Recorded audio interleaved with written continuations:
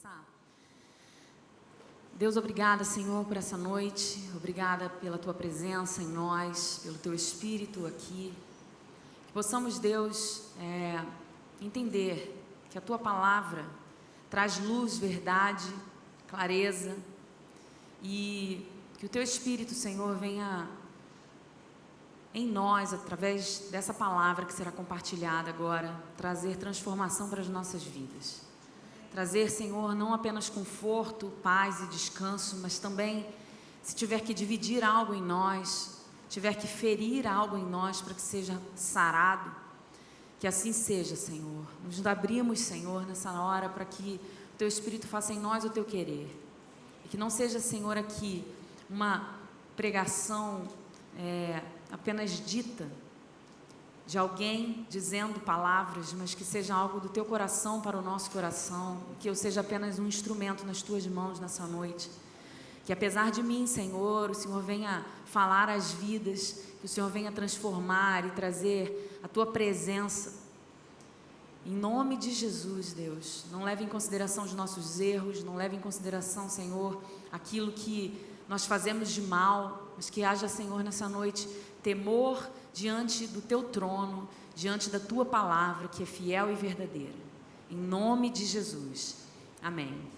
Queria te convidar a abrir sua Bíblia em Mateus 25.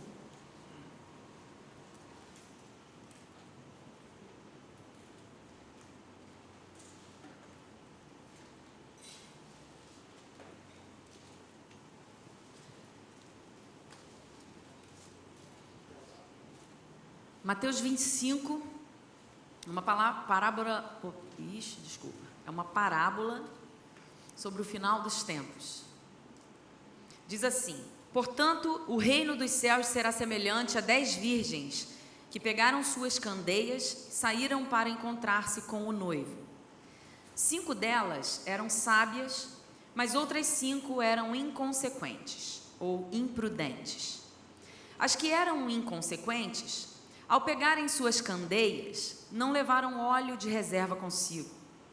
Entretanto, as prudentes levaram óleo em vasilhas, junto com as suas candeias. O noivo demorou a chegar e todas ficaram com sono e adormeceram. À meia-noite, ouviu-se um grito: eis que vem o noivo, saí ao seu encontro. Então todas as virgens acordaram e foram preparar suas candeias. As insensatas recorreram às sábias: dai-nos um pouco do vosso azeite, porque as nossas candeias estão se apagando. Porém as sábias responderam: não podemos, pois assim faltará tanto para nós quanto para vós outras. Ide, portanto, aos que o vendem e comprai-o. Mas saindo elas para comprar, chegou o noivo. As virgens que estavam preparadas entraram com ele para o banquete de núpcias, e a porta foi fechada. Mais tarde, todavia, chegaram as virgens imprudentes e clamaram: Senhor, Senhor, abra a porta para nós. Contudo, ele lhes respondeu: com certeza vos afirmo que não vos conheço. Portanto, vigiai, pois não sabeis o dia, tampouco a hora em que o Filho do Homem chegará. Jesus aqui nesse texto de Mateus, ele está fazendo um sermão escatológico. Ele está falando sobre o final dos tempos. E a partir do 24 ele já começa a falar sobre isso. No 24, versículo 3, se você for lá ver, rapidinho, Jesus está começando a responder, mostrar quais são os sinais que virão, quais são os sinais que os discípulos deveriam prestar atenção. Eu não vou ler não. E aí, no 24 ele vem trazendo todo esse sermão escatológico. E aí ele fala, durante o capítulo 24, e a gente viu agora no 25, ele fala, ele compara, 2 tipos de pessoa, nessas 3 parábolas. Ele compara 2 tipos de pessoa. Ele fala no 24 de servo fiel e infiel, do servo bom, e do servo mau, do servo que o bom tratava bem os seus conservos, e o mal tratava mal os seus conservos. No 25 ele fala das virgens, prudentes e imprudentes. E depois, se você continuar lendo depois do versículo 13, onde a gente parou, ele também fala do servo bom e fiel e do servo mau e infiel. Servo mau e preguiçoso. O servo bom e fiel multiplica os recursos que são dados a ele, e o servo mau e infiel enterra esses recursos. Interessante a gente pensar que em todas essas parábolas, Jesus está se ausentando. Em todas essas parábolas, a gente viu uma delas aqui lendo, Jesus está se ausentando e dizendo, contando uma história, mostrando que o Senhor se ausenta, fica um tempo fora e deixa ali algumas questões para serem respondidas pelos seus servos. E aí ele faz essas comparações de dois tipos de pessoas. Então ele diz: eu vou, mas eu volto. E nas 3 parábolas ele demora. E aí tem esse períodozinho de espera. E esse período de espera, ele deixa bem claro que ninguém sabe o dia e a hora. Ninguém sabe, porque nós precisamos estar preparados. Jesus, nessas parábolas, está nos posicionando na história. Quando Jesus utilizava parábolas, era para trazer uma ilustração e trazer para os dias de hoje, no caso ali nos dias daquele dia. Jesus está nos posicionando na história através dessas palavras dessas parábolas, e hoje também. A Bíblia, ela não é um livro de regras. Ela não é um livro onde você vai saber o que fazer e o que não fazer. Não é apenas isso. Existem sim regras. Existem sim as bem-aventuranças, aquilo que o Senhor prometeu para nós, em caso de obediência, em caso de sermos fiéis, mas não é apenas isso. A Bíblia é a história de Deus. A Bíblia é a história de Deus. E o que nós devemos perguntar ao lermos a Bíblia é: Deus, onde eu estou nessa história? Deus, qual é o meu papel nessa história? Qual é a sua vontade para mim nessa história? Onde eu me encontro? O que eu devo fazer? E aí Jesus, nessa parábola, está posicionando os discípulos, e aí no caso nós também, que nós estamos entre a primeira e a segunda vinda dele. Então hoje, se você perguntar onde eu estou posicionado na história, biblicamente, você está entre a primeira vinda de Cristo, que ele nasceu, e ele ainda não voltou para nos buscar. Nós estamos nesse ínterim aí. E qual é a missão que o Senhor nos confiou? A missão que o Senhor nos confiou ele nos entregou um tesouro. Segundo essas parábolas, o Senhor deixou os servos e entregou nas mãos deles um tesouro. E a gente deve ficar atento para o dia em que ele voltará. A gente precisa entregar esse tesouro de volta. A gente tem que responder a partir desse tesouro que nos foi entregue. E que tesouro é esse? Eu já ouvi muitas pregações sobre isso, dizendo que o tesouro é a nossa família, dizendo que o tesouro é o nosso talento, dom, que o tesouro é o nosso emprego, a nossa vida profissional. Mas eu quero te convidar a transicionar do seu mundo terreno para o mundo celestial. O tesouro que o Senhor entregou a todos nós é o Evangelho. Não é a partir de nós, não é a partir do que eu tenho, não é a partir do que eu construí, é a partir do que Ele nos entregou. Ele me entregou e entregou para você igualmente, o Evangelho, a boa nova, a boa notícia, e nós carregamos esse tesouro. Então as perguntas que nós devemos fazer, sabendo que nós temos esse tesouro nas nossas mãos, não é o que eu devo fazer. A pergunta não é sobre o que eu não tenho que fazer. Eu posso fazer isso? Eu posso fazer aquilo? Deus, eu vou para o inferno se eu fizer isso? Deus, eu vou para o céu se eu fizer assim?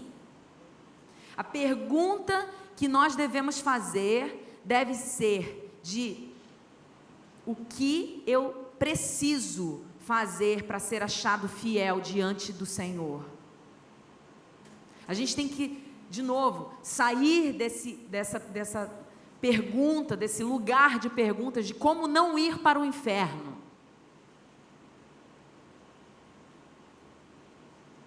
A gente tem ouvido muitas perguntas sobre isso, não só aqui na igreja, mas no âmbito geral evangélico.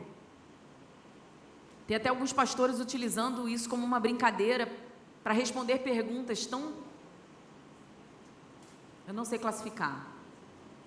Mas a gente tem que parar de fazer perguntas sobre como não ir para o inferno. E transicionar dessas perguntas para como ser achado bom e fiel diante do Senhor. Como ser achado como um servo prudente, que quer agradar ao seu Senhor, que quando ele voltar encontrará a multiplicação do tesouro que é o Evangelho a partir de nós.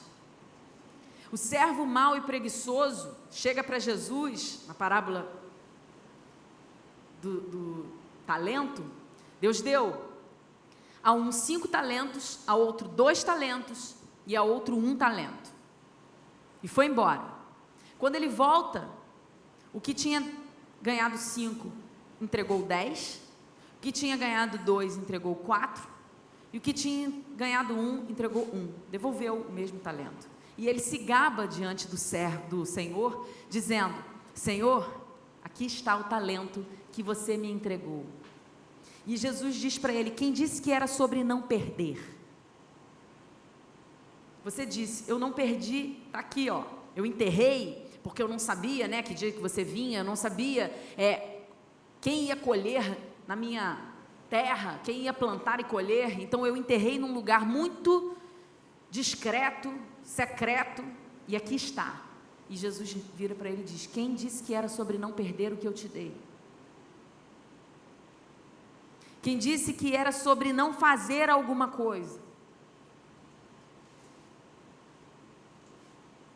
Enquanto outros foram encontrados como servos bons e fiéis, por quê? Porque multiplicaram o Evangelho, o tesouro que Deus confiou a eles. A boa nova foi espalhada, pessoas se converteram, pessoas entenderam quem Jesus era através daquela vida. E nessa parábola das 10 virgens, vamos pensar aqui, as 10 virgens, muita gente acha assim, metade daqui seriam as prudentes, metade daqui as imprudentes, vamos dizer assim, não 50% certo, mas vamos lá, 5 e 5, né? Que aqui a Bíblia mostra como se fosse 50%, vamos tirar por aí. Essa parábola fala sobre a igreja, para pensar comigo. Ela fala sobre nós, sobre os discípulos de Jesus. Vivian, agora veio temor no meu coração, porque imprudentes, sim, vamos ver juntos isso? Existem semelhanças entre essas virgens, e eu vou falar sobre algumas semelhanças aqui rápido. Todas elas tinham a candeia, todas elas tinham a candeia, todas elas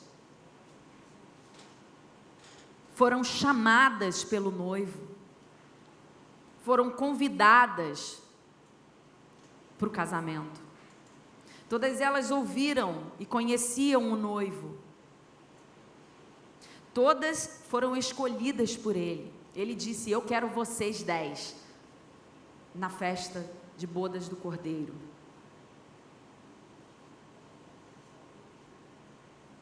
Todas estavam queimando. As candeias estavam queimando, acesas, elas estavam. Então todas tinham estrutura para queimar, tinham oportunidade, tinham condições para queimar. A luz estava acesa desde o início. E essa que gera mais temor no meu coração, todas acreditavam que ele vinha. Todas acreditavam no Maranata. Todas cantavam: ele vem, ele vem. Todas. Todas diziam que esperavam o noivo. Mas no meio delas havia imprudentes. E agora eu quero falar com vocês sobre 4 aspectos que eu vi aqui 4 lições para nós sobre o final dos tempos. É difícil hoje em dia a gente falar sobre isso, porque existe não é nem bloqueio, mas as igrejas estão falando tanto sobre coisas que nós humanos desejamos ouvir e precisamos ouvir nesse tempo, que descansa o nosso coração, que traz conforto, né?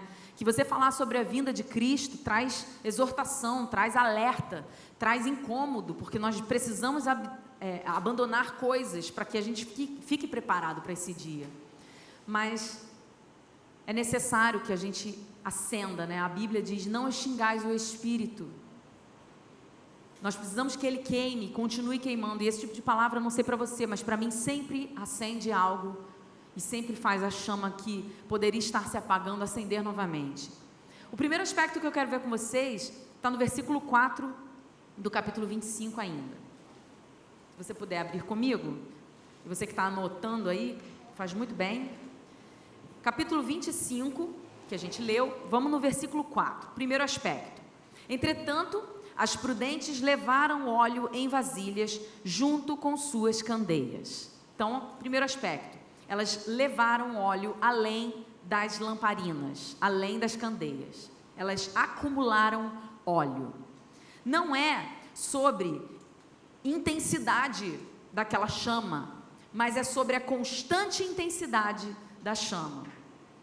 Porque algumas, até o meio do caminho, não tinham mais. E as que tinham, continuaram queimando até o fim. Então, não é sobre intensidade, mas sobre a constância dessa intensidade. Todas começaram queimando.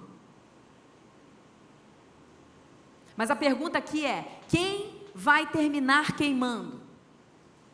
Quem vai ter estrutura para, durante o tempo de espera do noivo, permanecer queimando?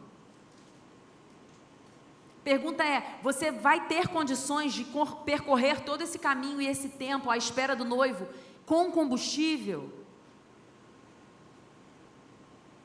E aí eu quero lembrar aqui, no momento que eu estava fazendo essa palavra, eu me lembrei de quanta gente eu vi começar e não está mais. De quanta gente não permaneceu.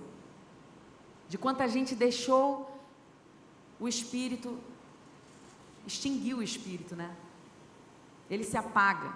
Nós permitimos isso. Então, hoje meu pai me ligou e falou: e aí, como é que foi hoje? Eu falei: foi tudo certo. Começamos, terminamos, estamos vivos. E ele falou: como é que foi a palavra? Eu falei: isso a gente só vai saber daqui a 5 anos. Como assim? Você entendeu. Não, eu estou perguntando se foi legal, mas a gente só vai saber o resultado daqui a 5 anos. Porque não é sobre como você vai começar a fazer o que foi dito. Não é sobre como você vai começar a colocar em prática aquilo que o Senhor falou. É como você vai terminar a sua caminhada. É sobre longo prazo, não é quem começa, é quem termina. E o que a gente precisa analisar nas pregações, nas amizades, no nosso ambiente de frequência, né, de onde a gente frequenta, dos líderes que nós escolhemos para ajudar na nossa caminhada, dos irmãos que nós escolhemos para entrar na nossa vida e nos dar apoio, fé e esperança. O que nós precisamos saber é se isso vai nos dar combustível para terminar o nosso percurso. Porque às vezes é uma empolgação muito grande, é uma animação muito grande. No início é tudo muito legal, mas o que traz ao nosso coração é a permanência, a constância. Eu tenho visto muitas pregações animadíssimas, onde as pessoas gritam, batem palma e... que bênção! Jesus pode todas as coisas. Eu gosto dessas pregações, eu curto mesmo. Acho que levanta, né? Mas esse tipo de pregação, ela não te dá combustível para queimar até o fim. Infelizmente, eu tenho que dizer isso. Então, nós não podemos só falar sobre coisas que o nosso coração deseja ouvir. Porque não é sobre mim e sobre você. É sobre o que Deus nos entregou para multiplicar. E Ele não só entregou palavras que nos deixem para cima. Ele também nos entregou palavras que ferem, mas que ferem para curar, que ferem para transformar, que ferem para nos tirar do caminho torto e nos colocar na porta que vai ser estreita.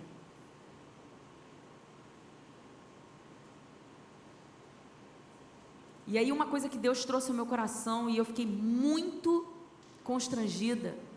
Ele falou assim: Vivian, você entende que não há como desprezar os anciãos da igreja? O meu povo que caminha comigo há mais de 40, 50 anos, não há como desprezar o que eles falam, porque não é sobre como começamos, é sobre como terminamos.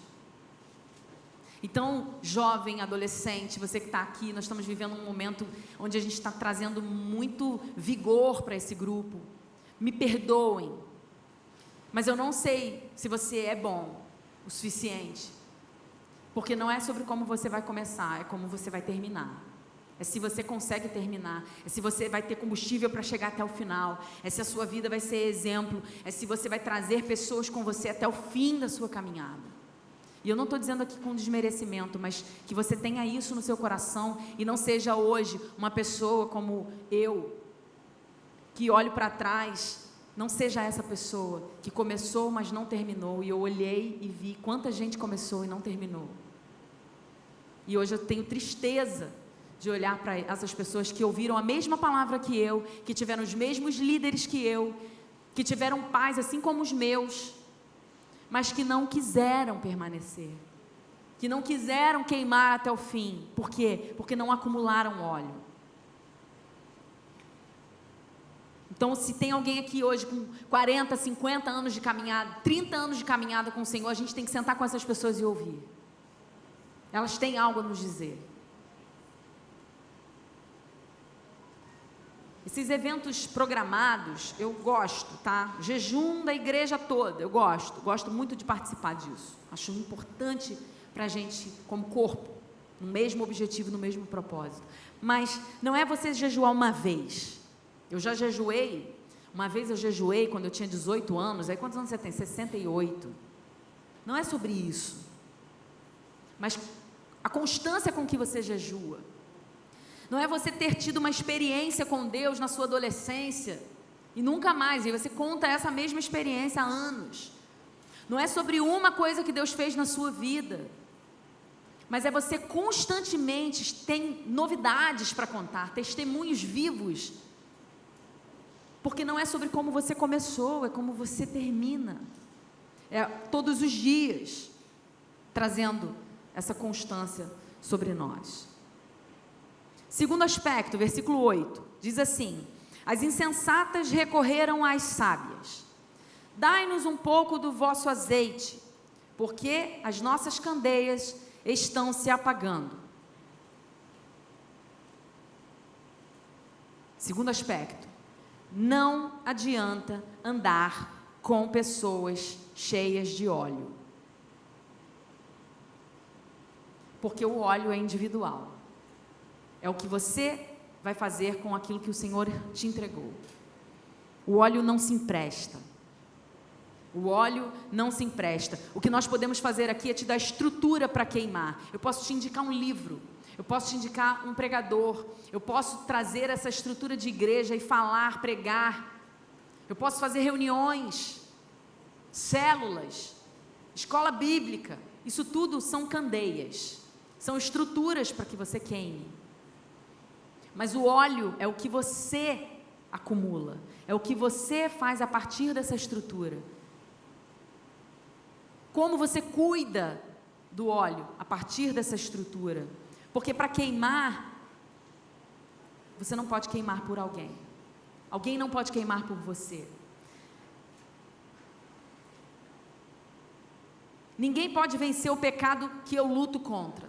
Só eu posso vencer.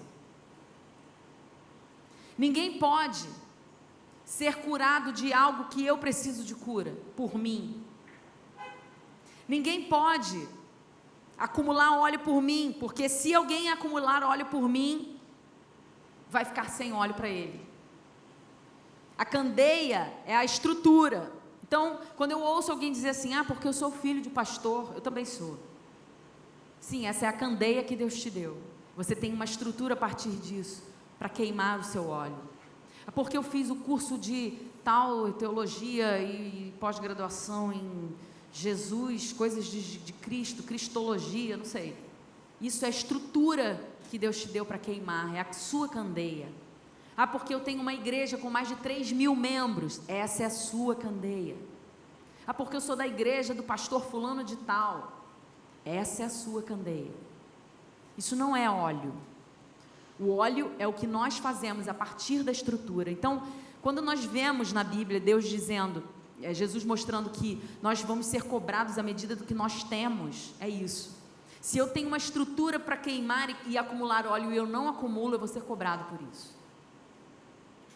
Mas emprestar, eu não posso emprestar. Não posso ter que alguém que me empreste.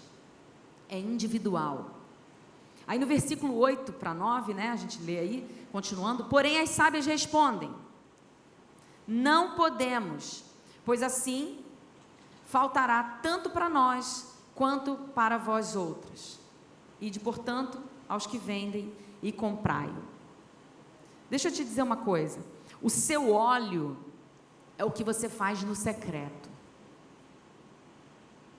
É isso que mostra se o seu óleo está queimando e se você está acumulando óleo.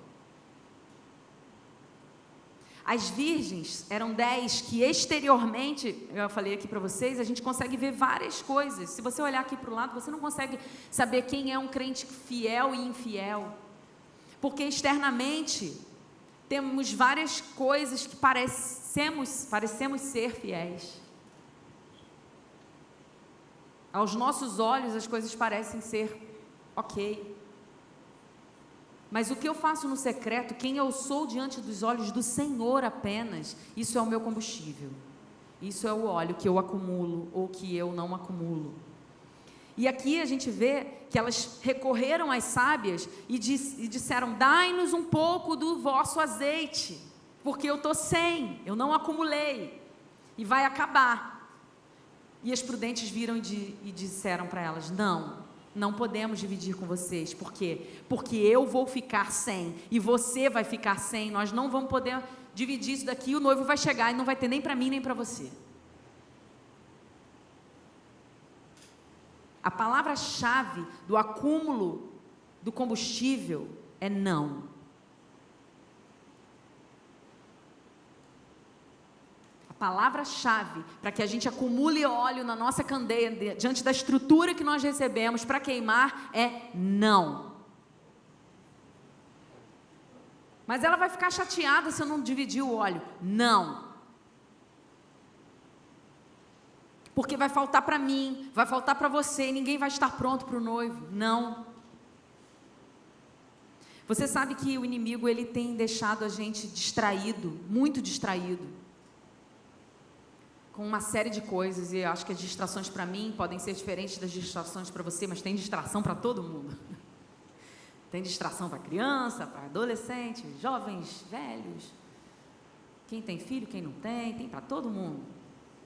Me lembro daquela carrocinha de picolé que passava ali na rua da gente. Tem picolé de quê? Gente, é picolé de tudo quanto é morango, chocolate, abacaxi, limão, tem todos os sabores. Quando ele chegava no 25º, eu falava: mas tem de quê mesmo? Não lembrava mais. É mais ou menos isso. Tem distração para todos nós, mas a distração está sendo utilizada para o inimigo não deixar a gente acumular óleo. Eu estou perdendo tempo me distraindo com coisas que não acumulam óleo.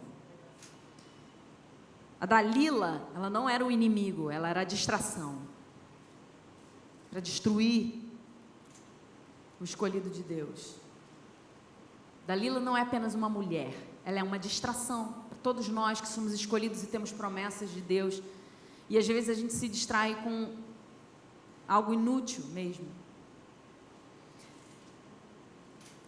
Eu sou uma pessoa muito curiosa, né? Eu gosto de pesquisar muitas coisas. Então, se eu assisto um filme, eu quero saber o que gerou aquela vontade de escrever sobre aquele filme, os atores que já fizeram quais filmes. Eu estou lembrando desse cara, ele está com uma maquiagem estranha, vou lá no Google, eu quase que não assisto o filme, no paralelo eu fico fazendo pesquisas.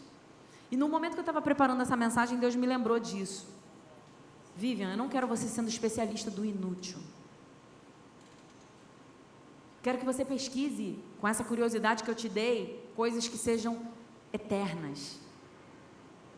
Não sejamos nós especialistas do inútil. O ator nasceu no país tal, dia tal, ele tem 1,78 m, ele é canhoto, e ele é especialista do inútil.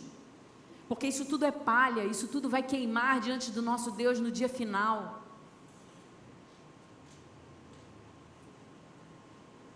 Jesus vai virar para a gente e vai falar assim: parabéns, você é especialista do inútil, vai continuar sendo inútil para mim, isso até o fim. O que você fez com o que eu te dei? Eu não estou dizendo que a gente não tem que mais pesquisar nada, eu não estou dizendo que a gente não tem que ser curioso e saber muitas coisas. Eu sou uma pessoa que defendo isso, a gente tem que ter cultura geral. Mas não é nossa Dalila. Não vamos nos distrair, gastar todo o nosso combustível naquilo que é inútil, nos tornar especialistas do inútil, porque isso vai queimar diante do nosso Deus. As distrações, elas servem para o nosso descanso. Elas servem para a nossa fuga ali momentânea, para um momento de relaxamento, mas não para a gente mergulhar naquilo, se tornar o nosso alvo de vida, se tornar a nossa caminhada, sabendo tudo sobre algo inútil. E quando eu digo inútil, é porque é inútil diante de Deus, inútil diante do dia final, inútil diante do que Deus vai perguntar, o que nós fizemos com o tesouro que Ele nos entregou. E eu sempre tive isso na minha mente e nunca muda isso. E Deus cada vez mais vai me dizendo, é exatamente isso. O tempo que eu foco em alguma coisa revela para que eu estou vivendo. O tempo que eu gasto em algo é o que mostra o que eu estou... Aonde está o meu coração. Quando eu gasto tempo com algo, significa que eu estou amando aquilo, que meu coração está naquilo. E, para mim, todas essas distrações que existem hoje para a gente, elas só vão servir para uma coisa. Para no dia final, a gente não poder dizer a Jesus, eu não tive tempo. Porque está mais do que provado que nós temos tempo pra caramba. A gente arruma tempo quando a gente precisa. A gente arruma um jeitinho, a gente dá um jeito, a gente faz 3 coisas ao mesmo tempo para poder fazer o que a gente quer e o que a gente escolheu fazer. Aí na sequência, vem a parábola dos talentos. O cara enterra e anos depois o Senhor volta. E aí a questão aqui não foi se conseguiu multiplicar. A pergunta foi, o que você fez? Para quem você multiplicou o meu talento? Para quem você trabalhou todos esses anos? Para mim mesmo. Essa foi a resposta. Porque o Senhor entregou na mão dele algo para ser entregue no final, quando ele voltasse. E a pergunta de Jesus foi, o que você fez? Eu enterrei. Para quem você trabalhou? Para mim mesmo. Eu construí um império, né? Estou gastando a minha vida toda pelo reino ou pelo império babilônico?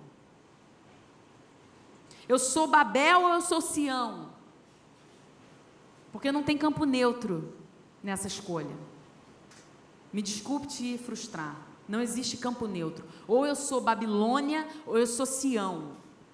Ou eu sou povo que vive construindo um império para si mesmo e vai se arruinar ali, terminar ali. Ou eu sou quem constrói algo para a eternidade. Ou eu sou quem constrói algo para que Jesus venha habitar, para que seja lembrado no dia final, para que seja coroado. Só dá para um. E o que revela o meu foco é quanto eu gasto de tempo nisso. E, gente, não vai adiantar a gente falar nada. Às vezes lá em casa tem umas questões com as crianças, né? Porque eu peço ajuda, eu falo muitas vezes e tal. E a gente tem uma Dalila ali. Uma distração que é a TV. TV para criança acho que é quase que universal a distração dentro das nossas casas. E as perguntas são sempre as mesmas. Estudou? Leu a Bíblia? Fez a devocional? Já brincou ao ar livre hoje? porque o foco é o que revela. O tempo que eu gasto naquilo é o que revela o meu coração. Então não fala para mim que você não está tendo tempo. Me mostra a agenda.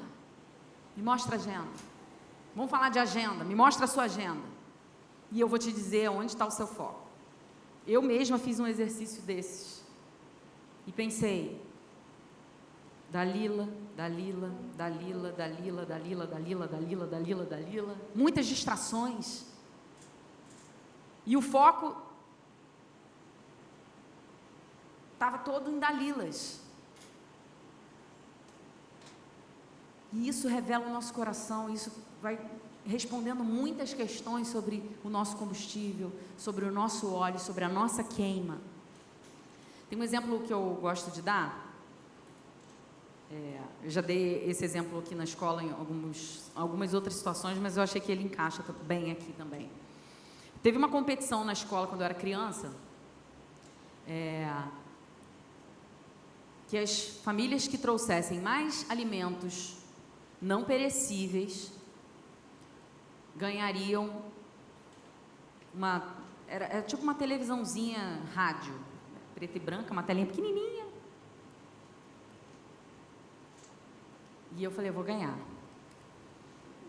Vamos conseguir alimento não perecível. A escola jogou essa proposta, era para minha turma, para minha série, né? E aí eu falei, Thaís, para minha irmã, se você me ajudar, a gente divide a TV.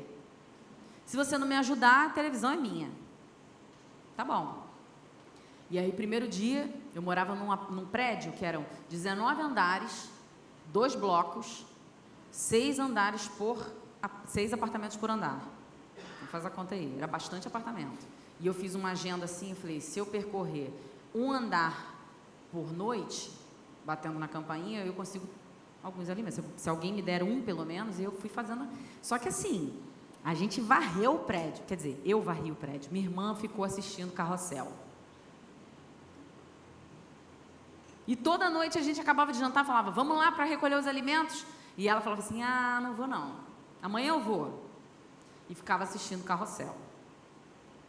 E eu voltava com aquele carrinho de feira lotado, jogava tudo na cozinha e ia para o próximo andar. Aí minha mãe falava assim, olha, até tal hora, porque ficar tocando campainha dos outros. E não, porque se minha irmã tivesse comido, estava mais rápido. Eu lembro que eu fiquei em torno de 2 semanas varrendo o prédio com alimentos não perecíveis. Acho que ninguém mais aguentava. A menina da campainha, vem lá, vem ela, joga com arroz, tudo para fora. E eu ganhei a competição. E eu ganhei a televisão. Era muito pequenininha, mas para criança era o máximo. Parecia, naquela época, o nosso smartphone hoje, né? Porque você podia assistir televisão no carro. Olha que máximo. E eu ficava assistindo. Ela não me ajudou, a televisão é minha, eu assisto o que eu quiser, eu defino. Se eu não estiver usando, aquela alegria dela durou 3 minutos quando eu recebi a televisão e cheguei em casa com ela. Olha o que eu ganhei, meu pai, minha mãe vibrando, que legal, você conseguiu. Aí ela, que legal. Aí eu, então, mas é minha. E aí ela, me lembro que ela começou a chorar. Eu queria a televisão. E aí meu pai virou e falou assim, não, você não queria a televisão. Ela quis a televisão. Ela foi atrás, ela correu atrás dos alimentos, ela deixou todas as noites a gente aqui, fazendo o que a gente estava querendo, no conforto da nossa casa, e ela foi lá, apertou as campainhas, bateu, tomou não, tomou sim, trouxe o peso, descarregou o carrinho, você não ajudou nem a tirar as coisas do carrinho. A televisão não é sua, você não queria essa televisão. Me mostra a sua agenda e eu vou te dizer o que você queria. Você escolheu Carrossel. Você está entendendo? Que não é sobre o que eu verbalizo que eu quero. Não é sobre eu dizer, eu espero no meu Senhor, eu quero morar com Jesus, eu quero que Ele venha, eu anseio pela sua chegada, o dia em que eu vou morar com Jesus. O que você está fazendo com o seu combustível? O que você está fazendo com o seu tempo? Onde você está focando o seu coração? Em Babel ou em Sião? Mostre-me a sua agenda e eu vou te dizer o que você deseja. Vamos sair da verbalização do que nós desejamos e vamos praticar aquilo que nós desejamos. quarto aspecto e último. Versículo 12. Diz assim: contudo, ele lhes respondeu: com certeza vos afirmo que não vos conheço. As virgens chegaram, né? Disseram: Senhor, Senhor, abre a porta para nós. Chegamos. Demorou, mas chegamos. E ele disse: eu não vos conheço.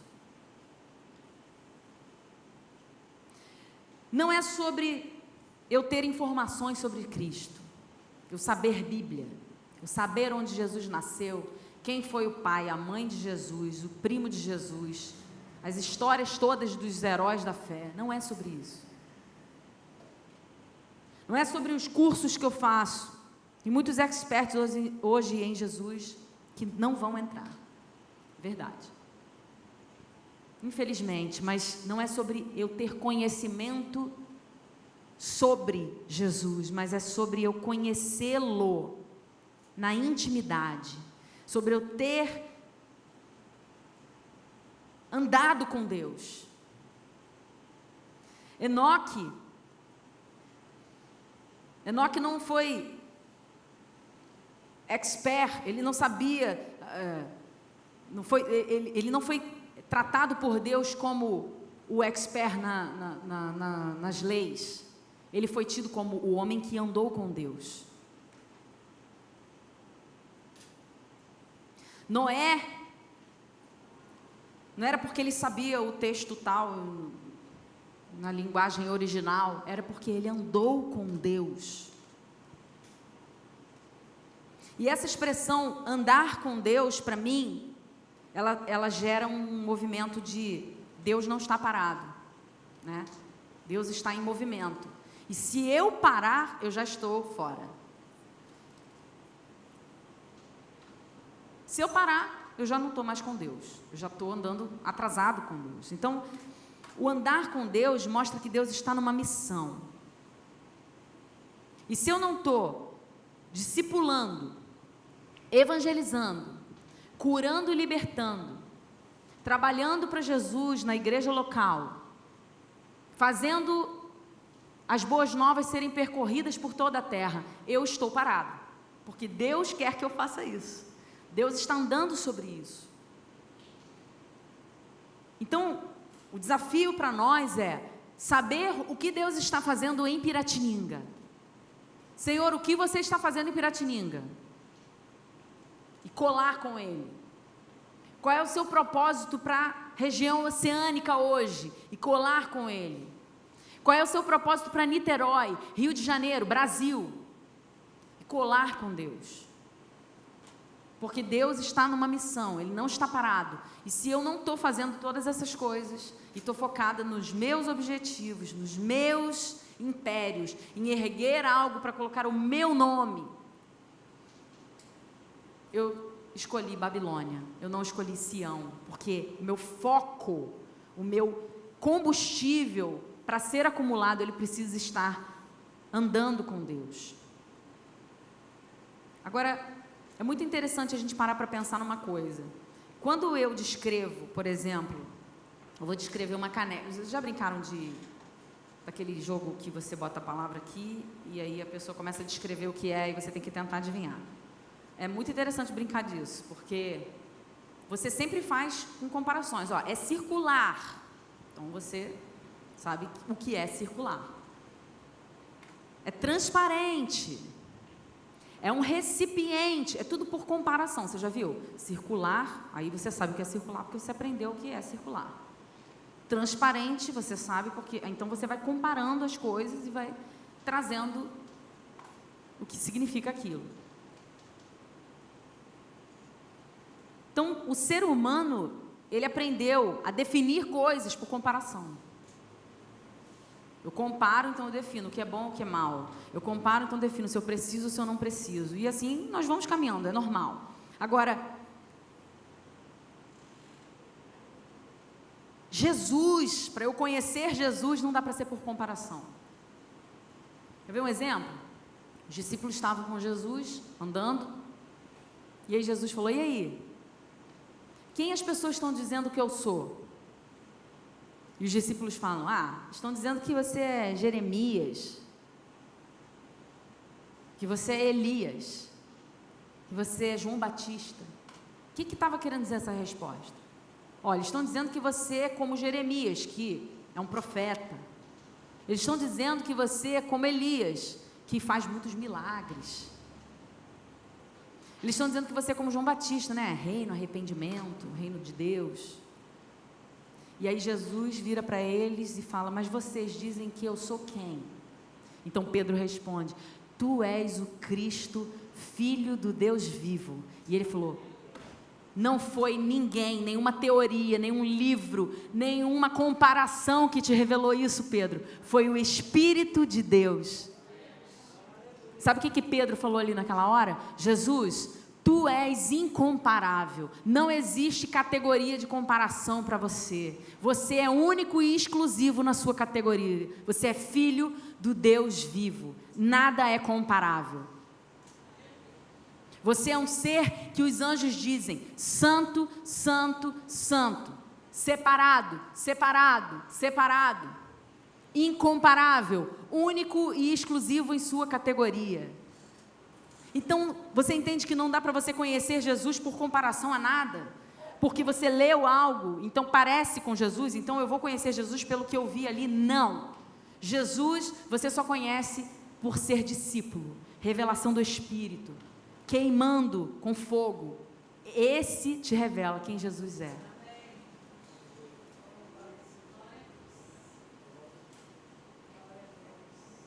Existe uma diferença muito grande, não é eu andar, não é com quem Deus andou, sou eu andando com Deus, é eu saber aonde Deus vai e eu andando com Deus, é eu saber qual é o caminho que Deus tem e eu colar em Deus e fazer, é eu colocar o meu pescoço no jugo de Jesus e não Jesus no meu.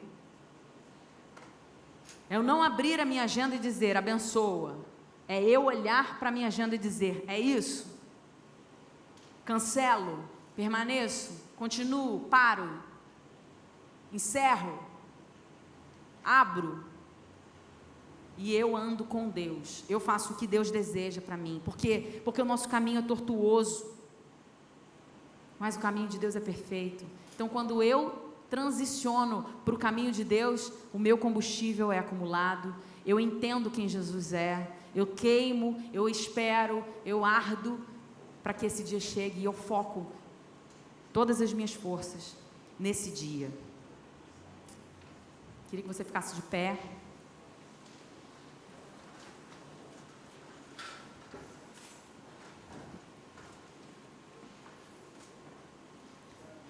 Eu espero que essa palavra tenha entrado no seu coração, assim como entrou no meu.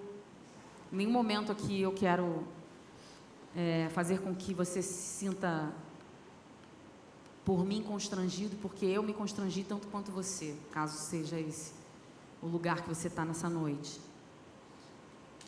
Muitas vezes a gente pede ao Senhor que nos mostre coisas e escolha por nós. Nos dê clareza daquilo que nós precisamos transformar para que a gente se sinta livre de muitas coisas que nós temos dentro de nós. E quando Deus mostra, muitas vezes nós negociamos, porque a gente quer fazer as nossas escolhas. Mas hoje eu te convido a focar como essas 5 virgens prudentes focaram. Em suas candeias, que são as estruturas que o Senhor nos deu, em dizer não àquilo que te distrai, em prosseguir em conhecer Jesus e saber aquilo que Ele deseja da sua vida, em desenhar sua história e perguntar, Deus, aonde você está? Eu quero andar com você, eu quero colar, eu quero fazer o seu propósito, eu quero ser instrumento transformador, onde eu sirvo, aonde eu vivo, aonde eu trabalho. Então, em nome de Jesus, Deus, eu te peço nessa noite que o seu Espírito Santo seja aumentado, o volume dele dentro de nós. Nós damos espaço, nós damos liberdade, nós desejamos que o seu fogo queime em nós. Mas, Pai, não adianta nós falarmos tudo isso aqui na tua presença, porque nós vimos, Senhor, que não é como nós vamos fazer no início, é como nós vamos terminar essa jornada. E eu te peço, Pai, que o Senhor nos dê sabedoria, que o Senhor nos dê olhos espirituais, ouvidos espirituais, para que a gente não seja distraído com mentiras, com aquilo que vem nos destruir, com aquilo que vem trazer para nós caminhos paralelos aos seus. Nós queremos, Senhor, queimar por Ti, permanecer em Ti, escolher permanecer. Ajuda-nos, Senhor, ensina-nos a caminhar por Ti, Jesus. Ensina-nos, Senhor, a multiplicar esse tesouro do Evangelho que o Senhor colocou para nós e nos confiou. Não queremos chegar, Pai, no dia final e dizer: aqui está, eu continuei, eu nunca me desviei. Jesus dizer para nós: não vos conheço. Não é sobre conhecer o que eu faço, não é sobre saber quem eu sou, é sobre andar comigo. Que o Senhor venha nos ajudar, Senhor, a ruminar essa palavra nesses dias e trazer para nós transformação de vida. Em nome de Jesus. Em nome de Jesus. Amém. Você pode sentar.